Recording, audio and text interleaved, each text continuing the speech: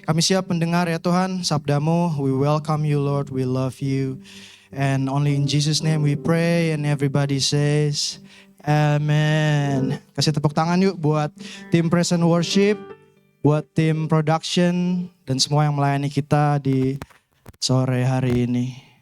Yuk kita kasih tepuk tangan sekali lagi yuk. Oke, Shalom NIC Youth.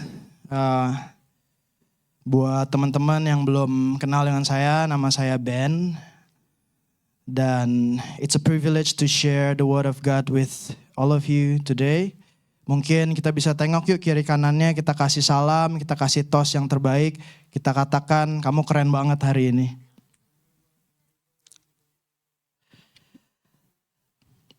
Oke, di bulan kelima di tahun 2025 ini, saya berkesempatan untuk memulai seri baru di NIC Youth yang bertemakan Refresh Life After Redemption.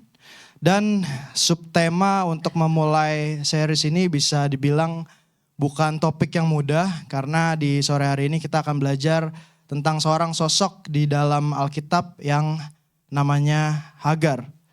Teman-teman di sini ada yang tahu tentang sosok Hagar? Boleh angkat tangan? Berarti yang angkat tangan kayaknya nggak tahu ya. Oke, sebelumnya kita akan baca ayat yang menjadi fokus firman Tuhan di siang hari ini, yaitu di dalam Kejadian 16 ayat 13. Kejadian 16 ayat 13 di sini dikatakan, kemudian Hagar menamakan Tuhan yang telah berfirman kepadanya itu dengan sebutan, Engkaulah El Roi. Sebab katanya, bukankah di sini kulihat Dia yang melihat aku. Bukankah di sini kulihat Dia yang melihat aku. Oke, firman Tuhan hari ini diberi judul El Roi. Ini adalah bahasa Ibrani. Di dalam terjemahan bahasa Inggrisnya dikatakan The God Who Sees Us. Atau dalam terjemahan bahasa Indonesianya dikatakan Tuhan yang memperhatikan. Di dalam Alkitab disebutkan ada setidaknya beberapa nama yang mendeskripsikan karakter Tuhan di Perjanjian Lama. Dan salah satunya yang dituliskan dalam kisah ini adalah El Roi. Atau yang mengatakan bahwa Tuhan ini adalah Tuhan yang memperhatikan. Jadi hari ini kita sama-sama akan belajar tentang Tuhan kita, tentang Allah kita, yaitu El Roi. Nah, buat teman-teman mungkin yang udah lama jadi orang Kristen atau yang mungkin udah dari kecil ikut sekolah minggu, kita nggak pernah asing lagi sama kisahnya Abraham dan juga Sarah. Semua tahu ya kisahnya Abraham sama Sarah di sini. Seorang sepasang suami istri yang Tuhan janjikan, Tuhan percayakan untuk akan diberikan keturunan yang sangat banyak. Dan akan mewakili bangsa-bangsa, itu janji Tuhan. Tapi sebenarnya dalam hari ini, firman Tuhan hari ini kita mau fokus sama satu sosok yang namanya Hagar. Jadi kalau teman-teman semua tahu, Hagar ini adalah seorang budak di zaman itu yang asalnya dari Mesir. Dan sosok Hagar ini sebenarnya nggak banyak diceritakan di dalam kisah-kisah di gereja. Tapi hari ini kita mau belajar karakternya Hagar. Dan Alkitab tuh mencatat bahwa Abraham waktu dia datang ke tanah perjanjian di Kanaan, Hagar dan Sarah ini menunggu setidaknya sekitar 10 tahun untuk mereka menerima janji Tuhan yang katanya Tuhan bakalan kasih anak buat mereka. Nah, waktu itu tuh umurnya Abraham itu udah sekitar 86 tahun di saat itu. Dan Sarah nih istrinya yang pada saat itu sebenarnya dia kayak gak sabar gitu dengan janjinya Tuhan, katanya Tuhan mau kasih saya keturunan nih. Tapi akhirnya Sarah di situ ambil inisiatif. Sarah akhirnya ngomong ke suaminya, ke Abraham bahwa aku boleh deh memperbolehkan kamu buat menghampiri salah satu budakmu, yaitu Hagar. Nah di sini kita coba bayangin aja, bapak-bapak umur 86 tahun, belum punya anak, tahu-tahu istrinya bilang kamu boleh deh menghampiri salah satu budakmu. Hagar di sini diceritakan adalah wanita muda asalnya dari Mesir. Hagar hidungnya mancung, kulitnya putih. Hagar itu cantik gitu. Abraham pun ya akhirnya Di Alkitab sih nggak ditulis, dia nolak ya. Gitu. Dan sedikit disclaimer bahwa di zaman itu banyak orang yang pasangannya nggak bisa memberikan keturunan dan akhirnya suaminya diperbolehkan untuk menghampiri perempuan lain yang dikehendaki sama istrinya. Jadi ini sebagai disclaimer bahwa ini bukan sesuatu yang dibenarkan, tapi di zaman itu ternyata ini sesuatu yang normal. Oke, singkat cerita, kita mau fast forward, ternyata Hagar mengandung anaknya Abraham. Seorang budak yang akhirnya mengandung anaknya Abraham, dan pada saat kandungannya udah mulai membesar, Sarah istrinya Abraham ini punya perasaan yang kok dia sih gitu. Kok dia sih yang dikasih keturunannya Abraham gitu.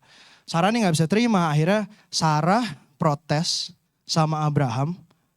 Saya gak bisa terima, kenapa? Kenapa budak ini yang malah mempunyai keturunan atau kandungan daripada kamu?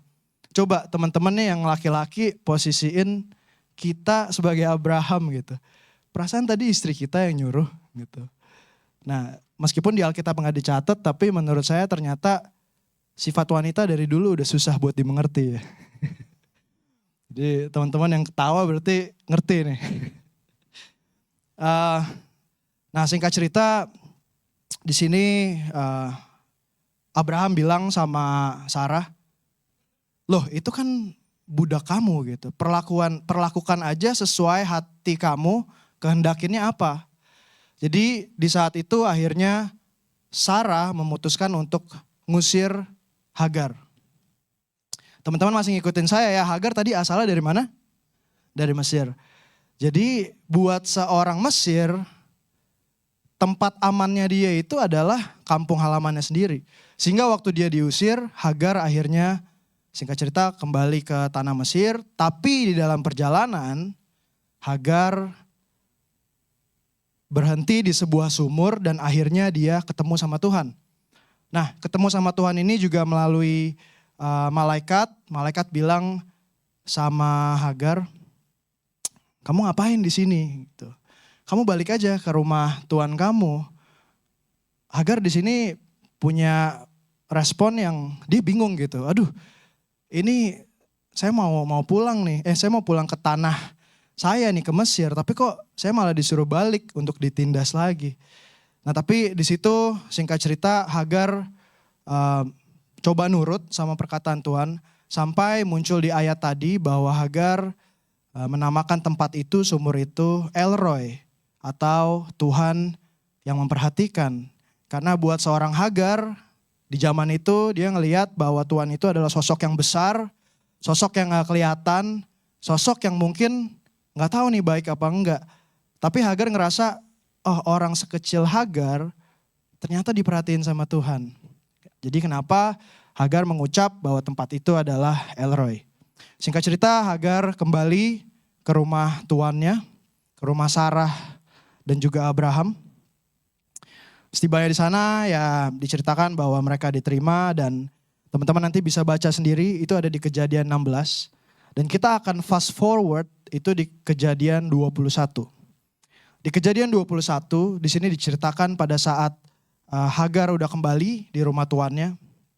Di sini Ismail anaknya itu yang akhirnya dilahirkan oleh Hagar, Tuhan berkata kasih nama Ismail gitu. Nah terus akhirnya waktu mereka udah balik dan Ismail udah bertumbuh besar, gak taunya Sarah gak begitu suka sama Hagar dan juga Ismail gitu. Karena ternyata tadi waktu Ismail itu dilahirkan Abraham itu umurnya 86 tahun. Waktu di fast forward, dicepetin nih ceritanya, Abraham akhirnya berumur 100 tahun dan Tuhan menggenapi janjinya, anaknya Abraham dari Sarah lahir yang akhirnya dinamakan Ishak. Itu berarti sekitar 14 tahun tuh. Benar ya, sekitar 14 tahun Abraham dan Sarah menunggu sampai akhirnya ternyata punya anak. Singkat cerita anaknya Abraham jadi berapa? Jadi 2. Ada Ismail, ada Ishak. Nah waktu akhirnya mereka bertumbuh besar di Alkitab dicatat Sarah, istri sahnya Abraham, dia gak suka ngelihat Ismail main sama Ishak karena agak kasar. Nah di sini Sarah ngedumel lagi. Sarah menggerutu lagi sama Abraham. Saya gak mau ada wanita ini, saya gak mau ada anak ini di rumah saya. Abraham di sini seorang bapak yang udah ngegedein anaknya. Biar gimana pun Ismail adalah anaknya. Kayak come on man, like I raised this kid. Dari dia kecil, dari dia baru lahir, sekarang dia udah umur 14 tahun. Masa saya disuruh ngusir anak ini sih gitu. Tapi ternyata Tuhan sampein ke Abraham, coba nurut sama istri kamu. Akhirnya Abraham mengusir mereka. Tapi Abraham kasih persediaan minuman yang kita akan baca ceritanya di ayat ini. Oke, di ayat ini dikatakan di Kejadian 21 ayat 14. Keesokan harinya pagi-pagi Abraham mengambil roti serta sekirbat air dan memberikannya kepada Hagar. Ia meletakkan itu beserta anaknya di atas bahu Hagar. Kemudian disuruhnyalah perempuan itu pergi. Maka pergilah Hagar dan mengembara di padang gurun Beersheba. Ayat 15, ketika air yang dikirbat itu habis, dibuangnyalah anak itu ke bawah semak-semak dan ia duduk agak jauh, kira-kira sepemanah jauhnya, sebab katanya, tidak tahan aku melihat anak itu mati. Sedang ia duduk di situ, menangislah ia dengan suara nyaring. Jadi teman-teman bisa bayangin seorang ibu bawa anak di padang gurun, persediaannya habis, anaknya nangis. Itu gimana tuh rasa hati ibunya tuh kayaknya hancur banget di saat itu. Di ayat 17 dikatakan Allah mendengar suara anak itu. Lalu malaikat Allah berseru dari langit kepada Hagar, katanya kepadanya, apakah yang engkau susahkan Hagar? Janganlah takut, sebab Allah telah mendengar suara anak itu dari tempat ia terbaring. Bangunlah, angkatlah anak itu dan bimbinglah dia, sebab aku akan membuat dia menjadi bangsa yang besar.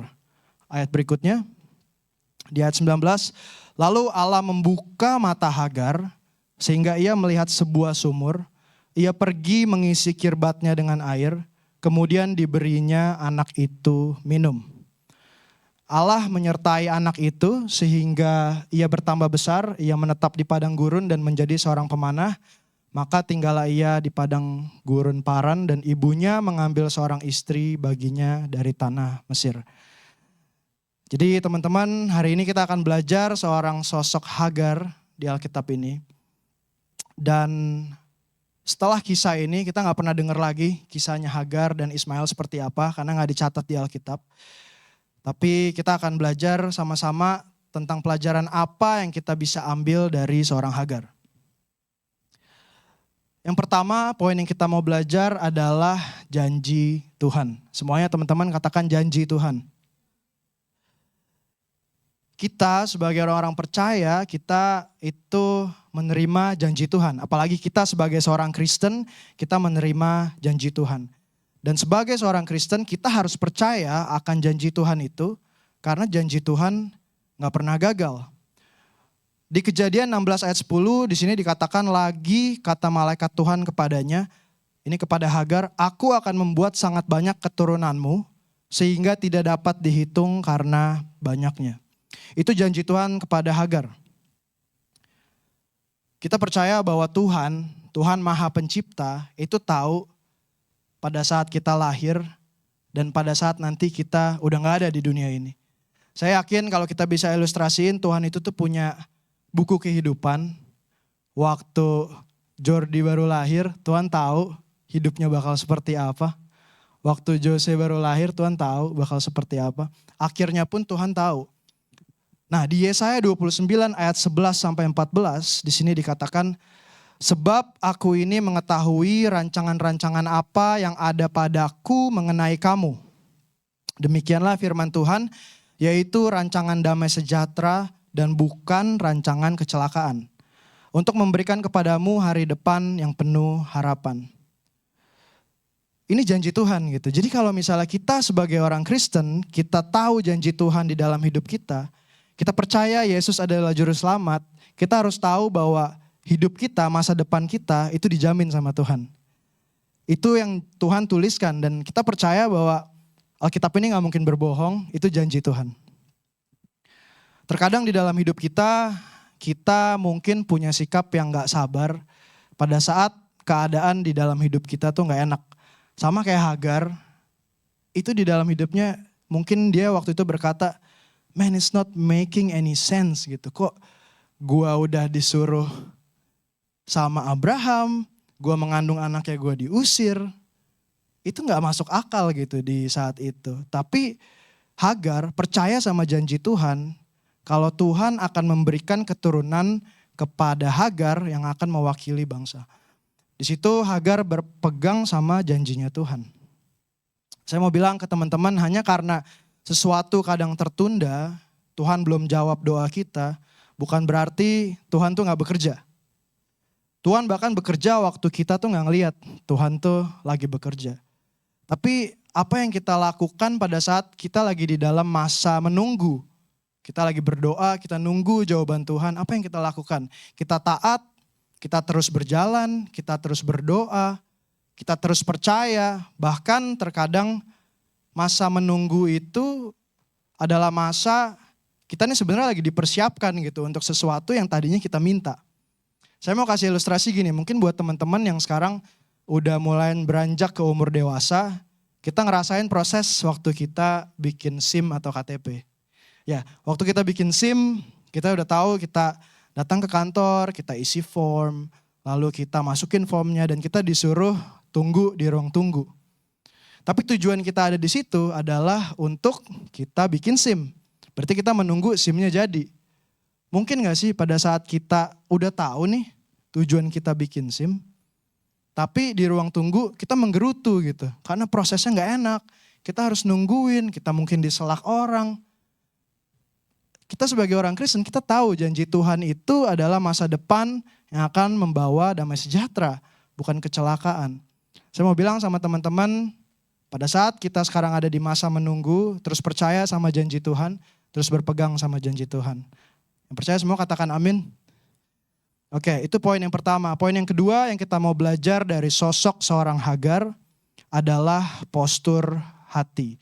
Semua katakan postur hati. Waktu saya tulis materi ini, saya sempat konsultasi sama istri saya. Jadi saya tanya, Beb, kamu kalau dengar kata postur hati, kamu nangkepnya apa sih? Aduh, aku bingung apa sih postur hati gitu. Memang setelah dipikir-pikir aneh juga sih, postur hati apa ya gitu. Karena waktu saya cari di Google juga postur hati gak banyak yang menjelaskan tentang postur hati. Nah, di sini kita akan bahas soal postur hati. Postur hatinya Hagar di kisah ini, postur hati yang berserah sama Tuhan. Bukan postur hati yang menyerah. Postur hatinya Hagar ini adalah postur hati yang mau taat sama Tuhan. Bukan postur hati yang protes waktu sesuatu di dalam hidupnya gak enak atau gak making any sense. Di Kejadian 16 ayat 9 di sini dikatakan, malaikat menyuruh Hagar kembali untuk ditindas sama tuannya. Ini kejadian waktu Hagar didatengin lagi di pertama kali di sumur sama malaikat waktu dia mau balik ke tanah Mesir. Tahu-tahu malaikat bilang suruh Hagar kembali untuk ditindas sama tuannya. Coba kita bayangin jadi Hagar, kita mau balik ke tempat, ke zona aman kita, ke zona amannya Hagar yaitu di tanah Mesir. Tapi ternyata Tuhan malah nyuruh Hagar kembali buat ditindas dan balik ke zona imannya Hagar. Terkadang postur hati itu menceritakan soal bagaimana kita pindah dari zona aman ke zona iman yang sangat gak enak. Tapi postur hati itu menentukan mujizat yang Tuhan akan berikan kepada kita. Saya mau bilang, untuk kita bisa punya postur hati itu ada harga yang harus dibayar. Dan saya mau kasih ilustrasi gini contohnya. Postur hati itu bicara soal, postur itu bicara soal attitude, soal sikap hati kita. Tapi itu konteksnya secara spiritual. Itu postur hati. Tapi kalau postur tubuh, ini kan kita menunjukkan gesture kita kayak gimana sih gitu. Nah, saya mau ilustrasikan sama teman-teman, bayangin kita mau dikasih hadiah yang besar, misalnya sama bos kita, kalau teman-teman yang udah bekerja. Mungkin gak postur kita, posisi tubuh kita pas mau dikasih sesuatu yang besar, kita rebah-rebahan. Atau mungkin kita angkat kaki satu. Nggak mungkin kan. Atau mungkin teman-teman yang belum bekerja, misalnya orang tua mau kasih hadiah nih. Entah itu hadiah ulang tahun, hadiah Natal, hadiah yang istimewa. Tapi waktu orang tua kita mau kasih, sikap hati kita, posisi kita, postur kita nih nggak baik. Kita mungkin asal-asalan. Kira-kira orang tua kita seneng nggak? Nggak bakalan seneng. Kalau orang tua lain mungkin udah diselepet tuh anaknya. Kalau saya, orang tua saya didoain dulu. Nah, jadi postur hati itu tuh bicara soal sikap hati kita. Gimana posisi kita waktu kita mau terima mujizatnya Tuhan. Dan saya mau bilang, untuk kita punya postur hati yang benar, itu tuh ada harga yang perlu dibayar. Ya, salah satu contohnya harga yang perlu dibayar tuh apa? Misalnya kita bangun pagi-pagi untuk kita bangun mesbah dulu sama Tuhan. Untuk kita devotion dulu pagi-pagi sama Tuhan. Baca firman 10-15 menit, angkat pujian, 1 pujian, 2 pujian. Terdengar hal yang mudah, tapi saya percaya itu hal yang sulit buat kita semua. Kita bangun pagi buat nyisihin waktu sebelum kita sekolah, sebelum kita kerja. Itu bukan sesuatu yang mudah. Tapi saya yakin kalau kita taruh effort yang besar, harga yang kita mau bayar, itulah posisi hati yang bisa Tuhan terima. Tuhan mau kasih kita mujizat pun Tuhan senang gitu. Tuhan rela untuk kasih kita mujizat karena kita mau bayar harga. Ya, jadi buat teman-teman mungkin yang hari-hari ini masih belum tahu harga apa yang saya harus bayar buat punya posisi atau postur hati yang benar. Itu bisa jadi mungkin di parkiran motor, kita berdoa dulu sebelum kita masuk ke kerjaan kita. Mungkin di ruang kelas sebelum kita mulai ujian, kita berdoa dulu. Atau mungkin di mobil kita sebelum kita mau pelayanan, kita berhenti dulu, kita berdoa dulu. Bangun mesbah dulu sama Tuhan, itulah harga yang perlu kita bayar. Dan untuk membayar harga itu, kita harus pergi dari zona aman kita, pindah ke zona iman kita. Ya, semua teman-teman yang masih mengikuti, semua katakan amin. Amin. Jadi poin yang kedua yang kita belajar di sini adalah postur hati. Poin yang ketiga yang kita mau belajar dari sosok Hagar adalah mata yang terbuka. Tadi kalau yang pertama kita belajar soal janji Tuhan, Hagar percaya sama janji Tuhan. Yang kedua, dia itu punya postur hati yang benar. Nah, pada saat postur hati yang benar ini udah kita milikin, mata kita tuh akan terbuka. Maksudnya apa mata terbuka? Emang kita buta gitu. Nah, di dalam bahasa teologi ada kata supranatural. Saya mau bilang itu dari kata natural ya. Supra itu sesuatu yang gak make sense mungkin. Nah, natural itu tuh bagiannya kita. Tapi supranatural itu bagiannya Tuhan. Yang adalah di luar kekuasaan kita. Itu biarkan Tuhan yang bekerja. Bukan berarti kita nih teman-teman yang masih bekerja, kita gak minta Tuhan buat udah kerjain kerjaan kita. Enggak, itu bagian kita, itu natural. Kalau kita orang-orang yang bekerja, kita bekerja melakukan yang terbaik. Promosi itu datangnya dari Tuhan. Buat teman-teman yang mungkin masih sekolah, kita belajar dengan baik, kita kasih yang terbaik, nilai bagus, penghargaan, itu semua promosi yang datangnya dari Tuhan. Di Kejadian 21 ayat 19a, di sini dikatakan, lalu Allah membuka mata Hagar sehingga ia melihat sebuah sumur.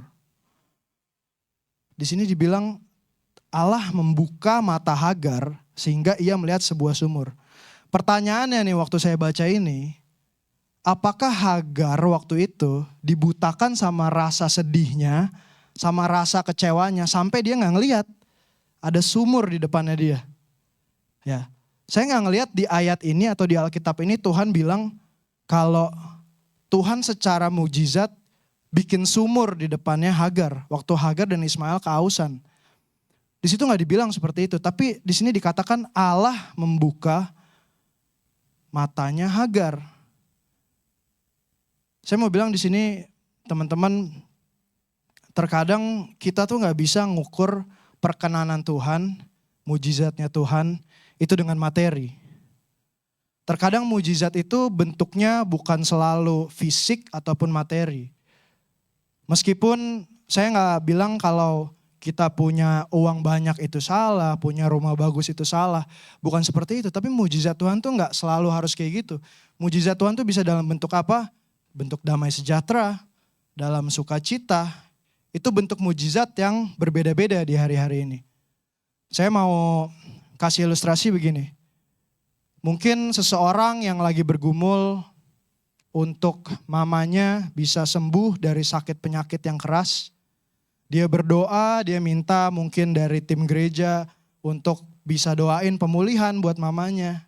Tapi ternyata Tuhan berkata lain. Tapi Tuhan ternyata malah panggil mamanya orang ini. Tapi yang kita nggak tahu bahwa ternyata setelah mamanya dipanggil, orang ini ketemu sama Tuhan. Itu pertemuan sama Tuhan, itu pun mujizat. Atau mungkin orang yang berdoa biar hutangnya itu bisa lunas semua. Karena dia kelilit hutang.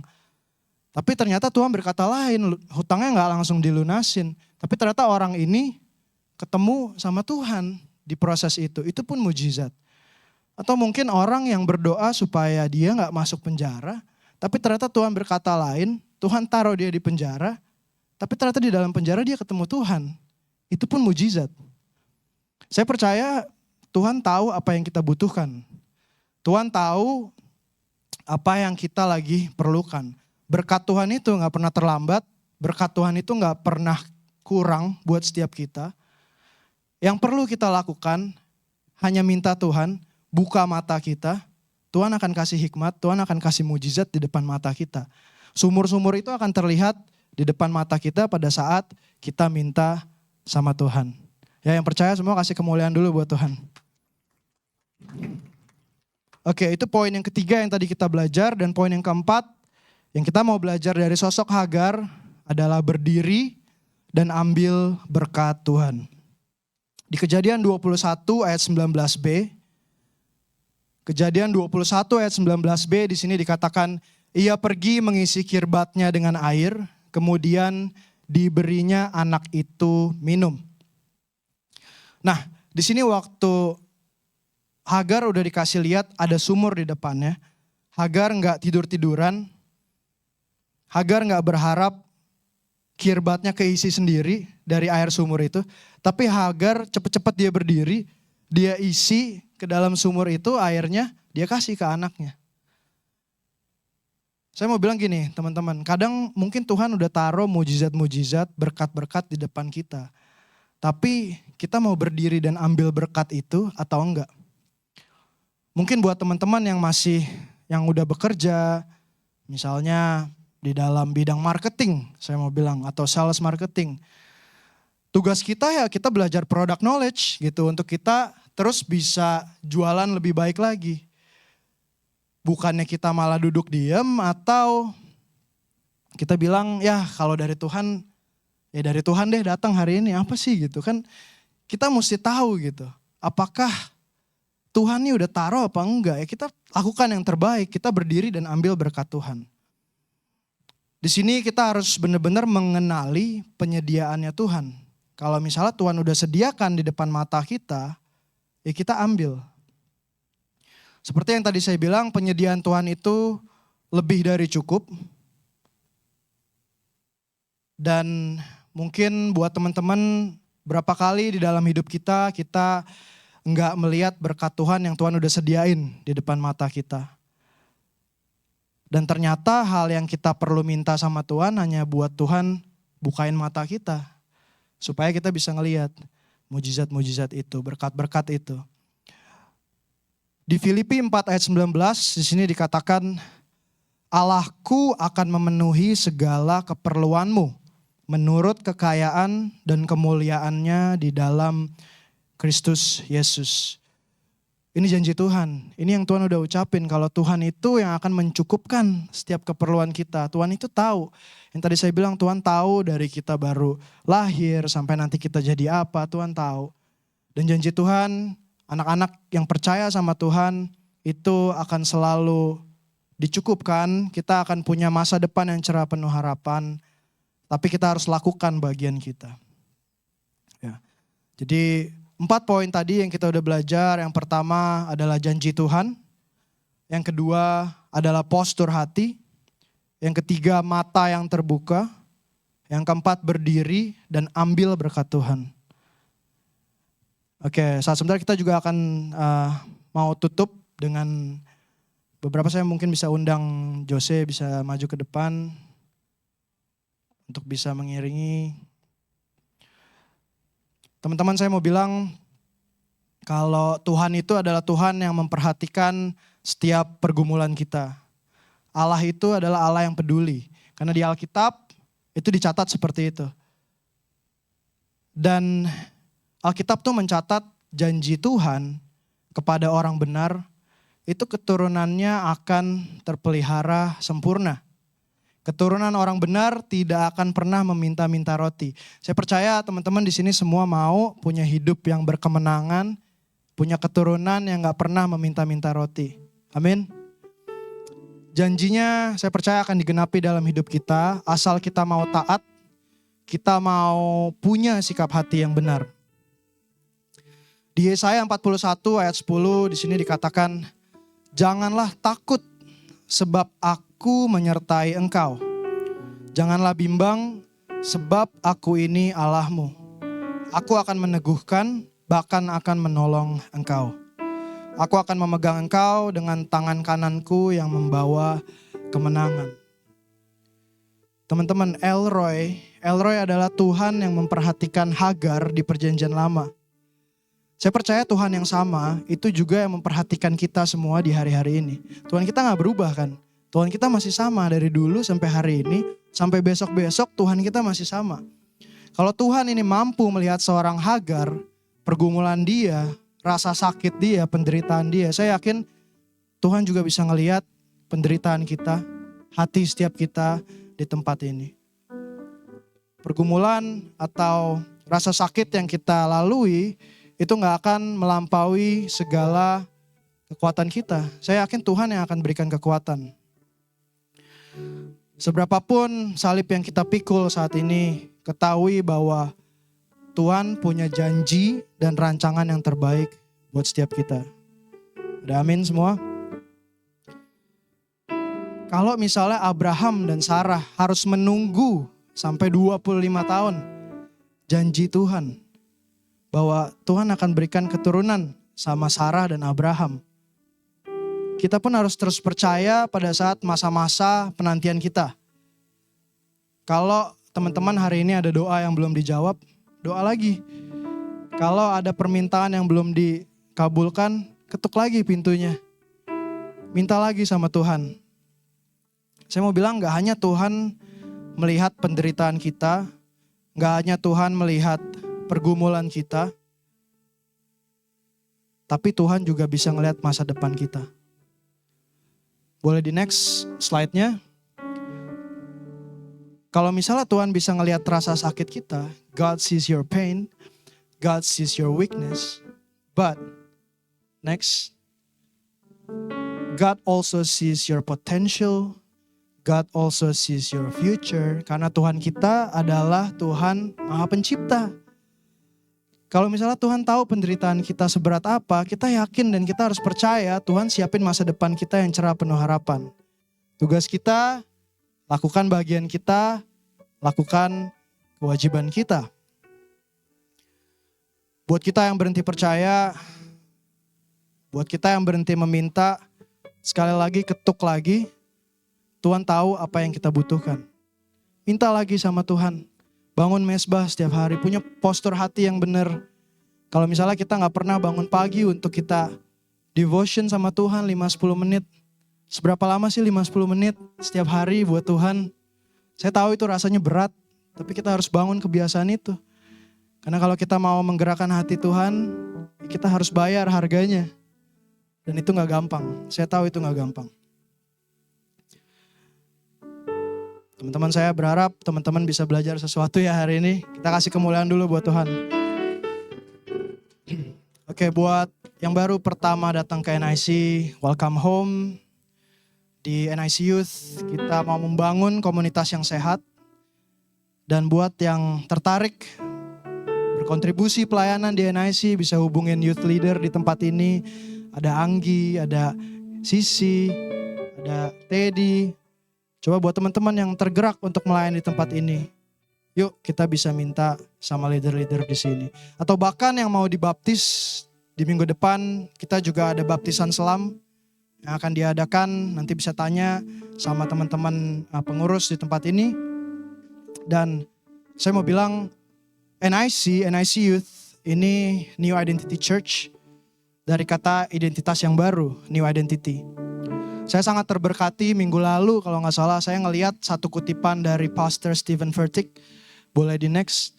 Pastor Steven Furtick ini adalah lead pastor di Elevation Worship di USA. Dan Steven Furtick bilang kayak gini, kalau God looks at Saul and sees Paul. God looks at Simon and sees Peter. God looks at Jacob and sees Israel. Tuhan ngelihat Simon, Tuhan memandang Simon dan dia ngelihat itu bukan Simon, itu Petrus. Saya mau bilang gini, pada saat Tuhan kasih kita nama yang baru di dalam hidup kita, pada saat Tuhan kasih identitas yang baru, itu artinya Tuhan lagi mau ngebangun sesuatu yang baru di dalam hidup kita. Teman-teman, saya mau bilang, minggu depan ada baptisan selam, buat yang belum dibaptis, bisa daftarin diri, karena di New Identity Church kita punya identitas yang baru dan kita mau jadi berkat di komunitas kita. Pada saat kita udah diperlengkapi di dalam komunitas ini, kita mau jadi berkat di luar sana, entah itu di marketplace, entah itu dalam lingkungan kita. Don't keep it to yourself, share with others. Teman-teman yang nanti akan bekerja, saya yakin pada saat kita diperlengkapi di tempat yang benar, Tuhan pasti akan pakai kita buat jadi berkat dimanapun kita ditempatkan. Kalau teman-teman ingat kisah Yusuf di Alkitab, Yusuf yang bukan siapa-siapa, dia harus menunggu berapa belas tahun, lalu dia sampai dibuang, tapi dimanapun dia ditempatkan sama Tuhan, dia jadi berkat. Saya percaya kalau kita diperlengkapi dengan benar, sekali lagi Tuhan pakai kita buat jadi berkat. We are a church, we are New Identity Church. Identitas yang baru yang Tuhan berikan untuk jadi berkat di kota Bekasi ini. Ini sebenarnya seri di bulan ini yang ditaruh di hati para youth leaders di tempat ini. Ini sangat bagus, Refresh, Life After Redemption. Kehidupan setelah Yesus dibangkitkan. Tapi kebetulan di minggu ini saya dapat materi kok susah banget ya soal Hagar gitu. Tapi thank you Anggi, thank you Pastor Robert. Udah dikasih PR-nya lumayan susah. Tapi saya mau biar teman-teman nih kita bisa sama-sama belajar isi hati Tuhan pada sore hari ini.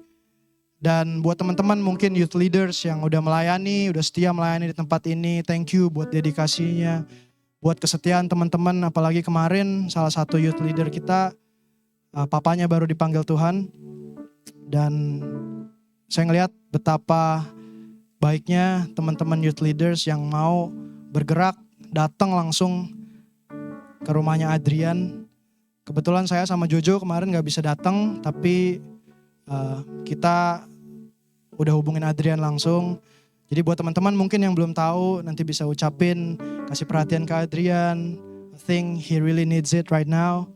Itu yang dia butuhin, support dari teman-teman komunitas di tempat ini. Dan saya mau ingetin buat teman-teman yang melayani di tempat ini bahwa jangan satupun dari kita pernah bermegah diri. Kalau apa yang kita lakukan itu buat diri kita. Saya selalu ingatkan pada saat kita pelayanan, it's not about you man. It's not about you or you or you. It's about Jesus. Apa yang kita lakuin tuh kita kayak lagi bangun altar, kita bangun mesbah buat kita memuliakan Tuhan.